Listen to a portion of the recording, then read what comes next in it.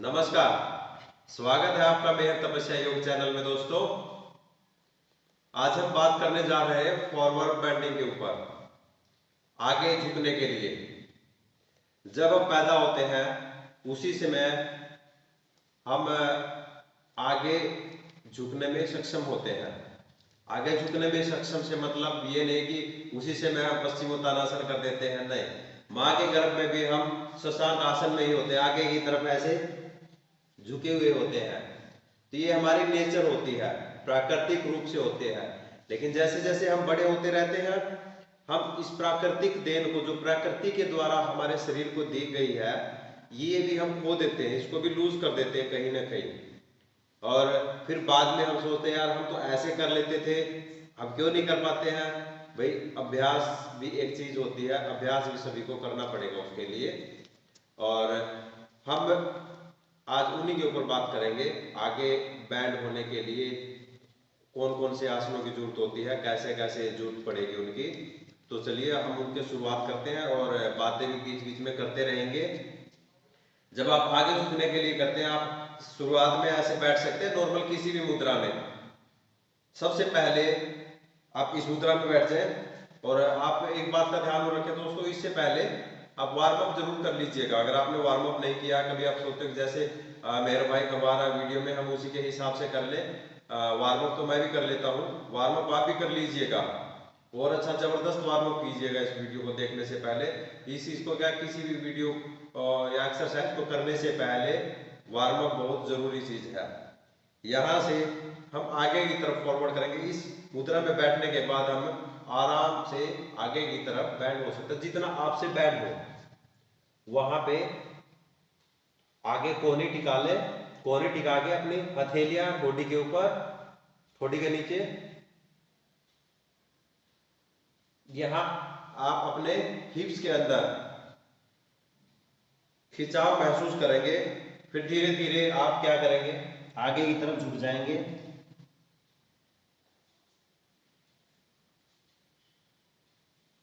फिर दूसरी तरफ करेंगे। पैर बदलने के बाद हमारा लेफ्ट लेग, लेफ्ट वाला पैर आगे था तो हमारे लेफ्ट हिप्स में खिंचाव आया था, और अब हमारा राइट वाला है तो राइट वाले में आएगा। आप इसको यहां से हल्के से आप हिप्स को पीछे पुश करते हैं, आगे की तरफ झुके। पहले सेम सेम ऐसे कीजिए। आपके जो हिप्स और जो थाई का एरिया है वहां पे खिंचाव आएगा। उसके बाद आप धीरे धीरे आगे जा सकते हैं। और जितना उसके कोशिश रखें दोस्तों, आप अपनी स्पाइन को सीधा रखें। और एक चीज और, अगर आप शुरुआत में स्पाइन को सीधा ना रखते हुए ऐसे जितना आपसे होता है, उसके बाद आप, काफी लोग होते हैं ऐसे कर देते हैं, वो कोई गलत नहीं है। क्योंकि शुरुआती दौर में आपको स्ट्रेचिंग से गुजरना पड़ेगा, स्ट्रेचिंग करनी पड़ेगी, फ्लेक्सिबिलिटी लेके आनी पड़ेगी। उससे क्या होता है, जैसे आप उदाहरण के तौर पर पश्चिमोत्तानासन में, किसी भी आसन में, इसी में लगा लीजिए, इसी में आप ऐसे सिर भी टिका लेते हैं, तो इससे क्या होता है कि आपके अंदर एक कॉन्फिडेंस लेवल हो जाता है कि मैं आगे कर सकता हूं। आपको आगे और करने की इच्छा प्रबल हो जाती है। उसके बाद आप ऐसे ही सेम जहां पे लेग है उठाया और उसको वहीं पे रखा। रखने के बाद सेम ऐसे ही जाएंगे। इसमें और ज्यादा खिंचाव महसूस करेंगे एक्सहेल करते हुए।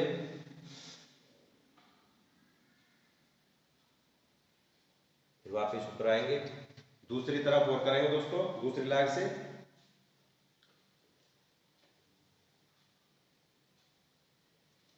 इसके बाद आप बटरफ्लाई पोस्चर कर सकते हैं, इसमें आप आराम से कर सकते हैं। और दोस्त सोचते हैं भी हम, ये है, इसको नाम ही जब बटरफ्लाई का दे दिया गया, तो बटरफ्लाई तो ऐसे ही करती है तितली, तितली आसन इसलिए बोला गया। इसको ऐसे करने के लिए आप अपने हिप्स को ओपन कीजिए, पेल्विक बोन को। और दोस्तों, फॉरवर्ड बेंडिंग के लिए आपके हिप्स बोन है, जो पेल्विक बोन है, वो बहुत ही महत्वपूर्ण रोल अदा करती है। इसके लिए उसको वार्म अप करना जरूरी होता है। वार्म अप के बाद स्ट्रेचिंग भी, यानी आपका वार्म अप हो गया कि आप तुरंत डायरेक्ट आसन में जा सकते हैं, लेकिन उससे पहले भी आपको हर आसन में जाने से पहले एडजस्टमेंट की जरूरत पड़ती है। और ये ऐसे ही हमारे बटरफ्लाई करने से, ऊपर नीचे करने से, ये आसन ऑफ एडजस्टमेंट कहलाती है। इसको हम आगे धीरे धीरे जहां तक आपसे जाया जा सके वहां तक स्टेबल हो, वहां तक जाए।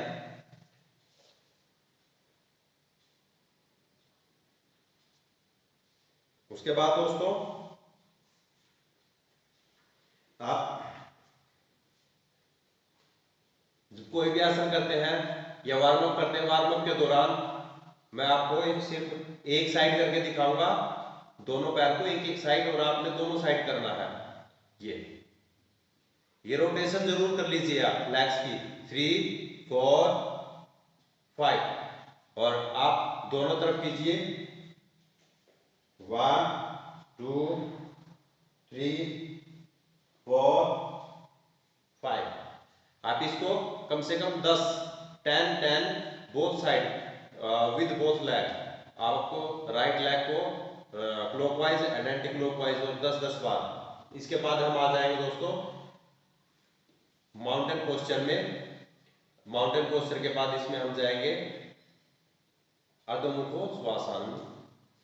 यहां से आप हल्के घुटने बैंड कर सकते हैं इसमें। शुरुआत में आप अपने हल्के घुटने बैंड कीजिए,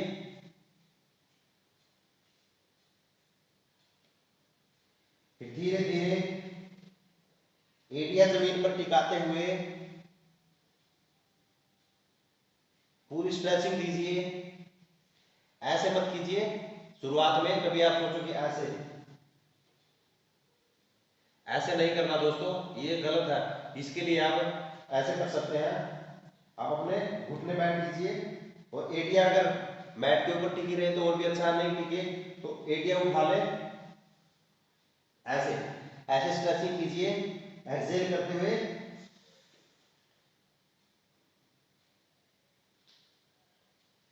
फिर वापस आ जाए माउंटेन पोस्चर, इसी में घुटने बैंड करते हुए पंजों पे आ जाएंगे। अब एक पंजा बीच में मध्य में, और दूसरा पैर ऊपर उठाएंगे। यहाँ पे ये ऐसे नहीं करना, इस तरफ नहीं निकालना, बिल्कुल स्ट्रेट लाइन में। फिर यहां से पैर बैंड करते हुए आगे लेजर्ड पोज में आएंगे, सॉरी कपोतासन में आएंगे, आगे बैंड करते हुए। यहां से आप अपने ब्लॉक्स लेना चाहें तो आप अपने ब्लॉक्स ले सकते हैं, और नहीं तो हाथ ही रख सकते हैं। ये ध्यान रखें दोस्तों, जब हम जाएंगे तो ये पैर हमारा बाहर की तरफ होगा, इसको पीछे की तरफ सीधा रखें, और दूसरी तरफ की थाई है वो अपना आपके मैट के ऊपर रहेगी। और अगर यहाँ पे आप कंफर्टेबल है आप आगे झुक सकते हैं। आगे कुछ समय बताएं, 2 से 3 मिनट 4 मिनट।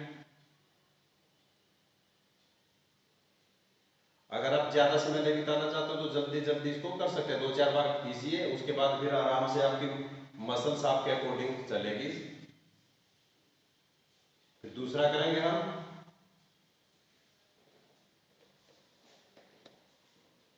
अब हम राइट लेग लेके जाएंगे ऊपर,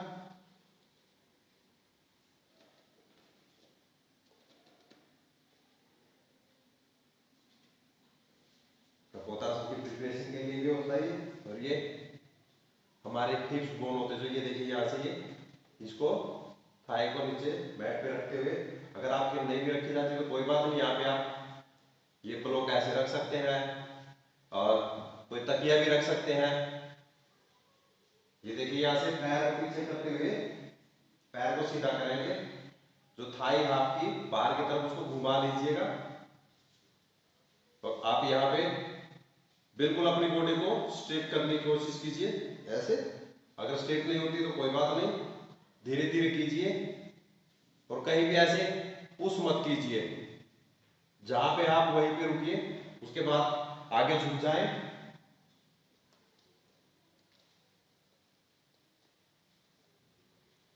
इसको भी आप 3 से 4 बार रिपीट कर सकते हैं दोस्तों।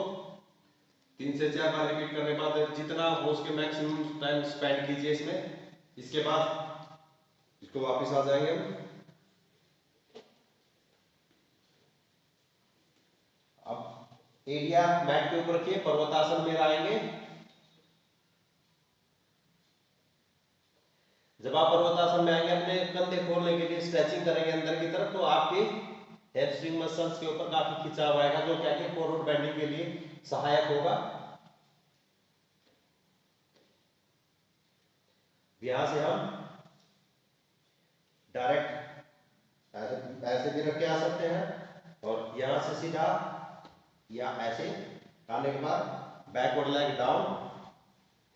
यहां से आपने क्या करना दोस्तों, शुरुआत में अगर किसी के हाथ नीचे नहीं रखे जाते, ये आसान वेरिएशन है, अगर हाथ नीचे नहीं रखे जाते आप 2 ब्लॉक ले सकते हैं। लेकिन ये पैर है जो आगे वाला 90 डिग्री पे रहना चाहिए, और ये पैर बाहर की तरफ भी नहीं खिसकना चाहिए। इसको सीधा रखें, सीधा कोशिश करें, सीधा रहे आपका पैर, और पुश कीजिए। यहां से आपको कोई वजन नहीं रखना है, automatically push your hips down, और यहां से आप अपनी चेस्ट भी ऊपर कर सकते हैं, हाथ ऊपर लेके जा सकते हैं। शुरुआत में अगर यहां तक आप कर सकते हैं, फिर आप ऐसे भी रख सकते हैं इनको। जब आप स्थिर हो जाए, सक्षम हो जाए, फिर ऐसे रख सकते हैं, फिर इनको हटा दीजिए, फिर हाथों के बल भी रुक सकते हैं आप। और अगर आप हाथों के बल रुकते हैं, ऐसे पंजे रखते हैं, आप उंगलियां रखते हैं, तो आपकी उंगलियां भी स्ट्रोंग होंगी। फिर आप वापिस जाए, मार्जरी आसन में चले जाए, यहां से दूसरी लेग ऑल्सो इसके साथ भी ऐसा ही करेंगे। अगर आप शुरुआत में ब्लॉक ले सकते हैं, स्ट्रेचिंग हमने इस हिस्से की करनी है, यहाँ की इस हिस्से की, पेल्विक बोन की, इसे आगे वाले हिस्से में इस मसल्स के ऊपर काफी असर आता है।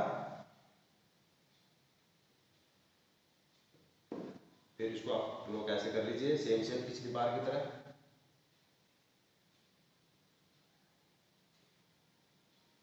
फिर इनको हटा दीजिए, फिर ऐसे कर लीजिए,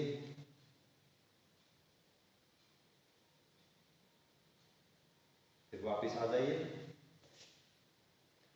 ये तो हमने जो बिल्कुल अपने शरीर को सहारा नहीं दे सकते, या शुरुआती दौर में अपना स्ट्रेचिंग के लिए, या कोई एडवांस लेवल का भी है जो प्रैक्टिशनर है, ज्यादा दिन हो गए करते, वो भी कर सकता है। बड़ी ही आसान पोजीशन है। इससे आगे थोड़ा और करते हैं, राइट लेग को आगे लेके जाएंगे, अब की बार फिर सेम करेंगे। और अब हम क्या करेंगे, पीछे वाली नी को ऊपर उठाएंगे। आप हाथ यहां रख सकते हैं, ब्लॉक भी रख सकते हैं, ऐसे रख लीजिए, फिर ऐसे कर लीजिए, फिर एडजस्ट अपने कंधे को, आर्म पीठ को यहाँ पे एडजस्ट कीजिए, यहाँ पे रुकिए, पीछे वाला पैर को सीधा, और हिप्स जितने उसके डाउन जाने दीजिए। इसको आगे जाने के बजाय जब आप पुश करते नीचे तो आगे ना जाए, पीछे वाले पैर को थोड़ा पीछे कर ले, स्ट्रेट रखने की कोशिश करें, फिर नी डाउन और चेंज द लेग।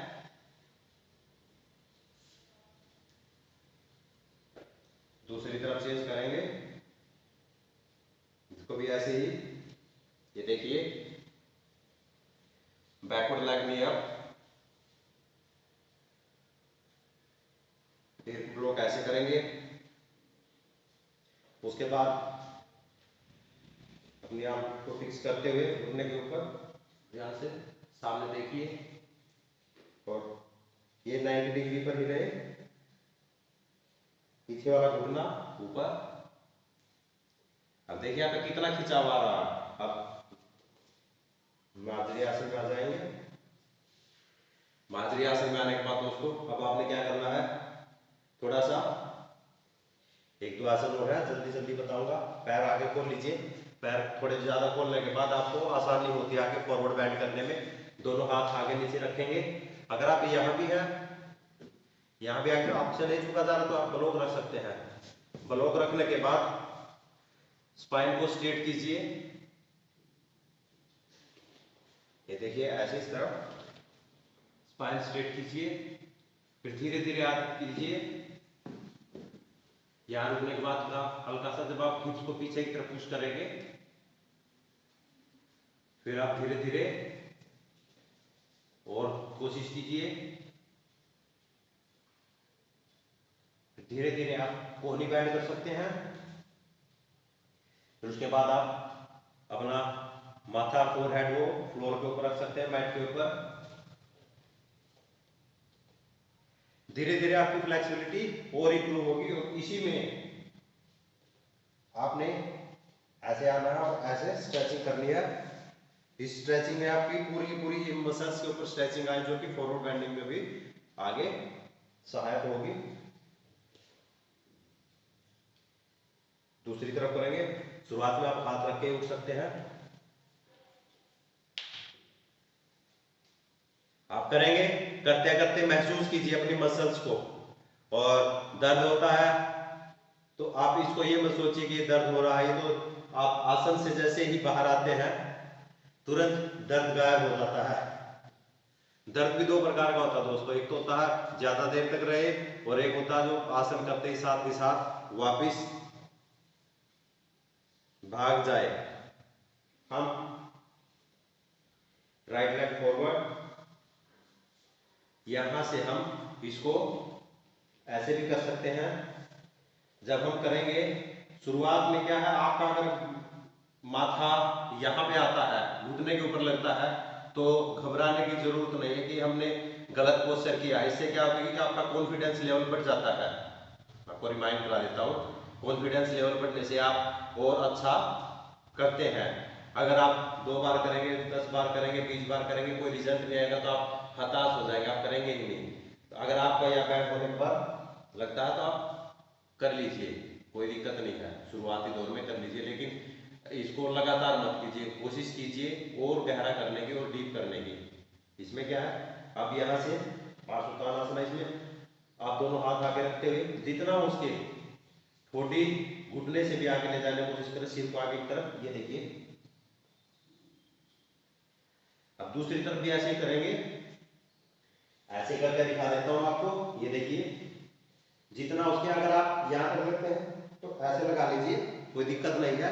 बट इसका अभ्यास लंबे समय तक मत कीजिए, आगे और प्रयास करते रहिए।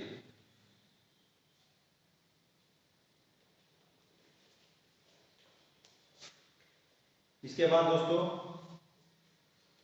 आगे है, आगे झुकने वाला जानु शीर्षासन। काफी लोग इसको जानु शीर्षासन भी बोलते हैं, पता नहीं क्या क्या है, कोई अपने हिसाब से नाम दे देता है। और अभी इसमें हम क्या करेंगे, जब हम बैठ जाते हैं, ये देखिए, जब हम आगे सीधे एक तरफ बैठ जाते हैं, ये पैर और ये पैर 90 डिग्री के एंगल पर रहेगा।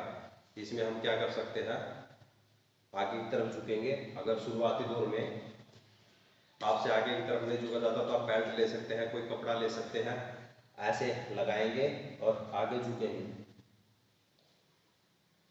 और जब आप हो जाए संभव, अगर आप यहां तक भी जाते हैं तो घबराने की जरूरत नहीं है। शुरुआत में धीरे धीरे जाए।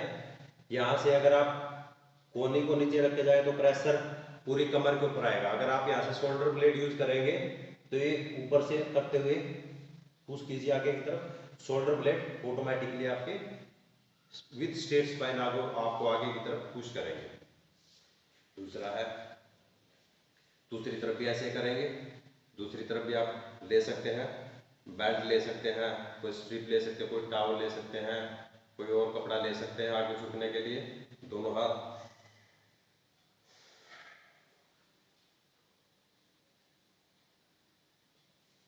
जितना हो सके आपने अपनी बॉडी को आगे की तरफ पुश करना है विद स्ट्रेट स्पाइन। और स्ट्रेट स्पाइन अगर हल्की फुल्की आपकी बैंड हो जाती है तो नो प्रॉब्लम। इसके बाद आप बिल्कुल ये अभ्यास कर सकते हैं पश्चिमोत्तानासन का। पश्चिमोत्तानासन में आप शुरुआत में यहाँ से पकड़ सकते हैं और शुरुआती दौर में आप अपने बस एक आप पैर रखिए, आप ध्यान रखिए, आप अपने घुटने क्लोज रखिए, यहाँ से कैच कीजिए, यहाँ लगा लीजिए। फिर उसके बाद आप एडीए भी पकड़ सकते हैं, यहाँ से भी जैसा आपको स्टेबल लगे।